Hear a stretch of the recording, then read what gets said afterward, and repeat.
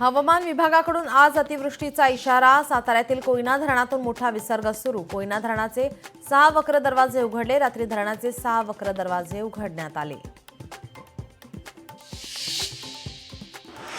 सिल्लोडसह परिसरात रात्री मुसळधार पाऊस। ठिकठिकाणी नदी नाल्यांना पूर। कन्नड तालुक्यात एक व्यक्ती पुरात वाहून गेला। यवतमाळमध्ये मुसळधार पाऊस। आर्णी शहराला अरुणावती नदीच्या पुराचा फटका। हजारो नागरिकांच्या घरात शिरलं पुराचं पाणी। यवतमाळ उमरखेड तालुक्यात पावसामुळे मोठं नुकसान। सोयाबीन ऊस पिकांचं मोठं नुकसान। उमरखेडच्या सुकळी गावातील शेतामध्ये पाणी।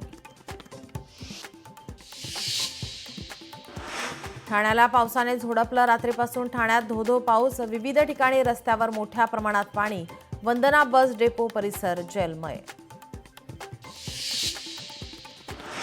मुंबईत खड्ड्यांमुळे रस्त्यांची चाळण। पावसात तब्बल 27,334 खड्डे। मुंबई पालिकेची हायकोर्टात माहिती।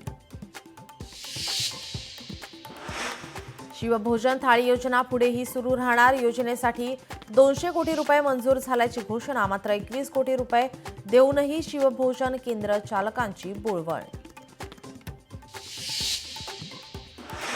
टिकटॉक अमेरिकेत सुरूच राहणार। डोनाल्ड ट्रम्प यांच्याकडून नव्या कराराला मंजुरी। ओरेकल कंपनी क्लाउड सेवा सुरक्षा सांभाळणार। गुंड निलेश घायवळचा आणखीन एक कारनामा उघड। पासपोर्ट काढताना दिला दुसराच पत्ता। पुण्यात राहत असताना दिला अहिल्यानगरचा पत्ता। मुंबई महानगरपालिकेची अनधिकृत बॅनर्सवर कारवाई। 11,563 अनधिकृत बॅनर पोस्टर्सवर कारवाई। 7 ते 12 सप्टेंबर पर्यंतच्या कालावधीत धडक कारवाई।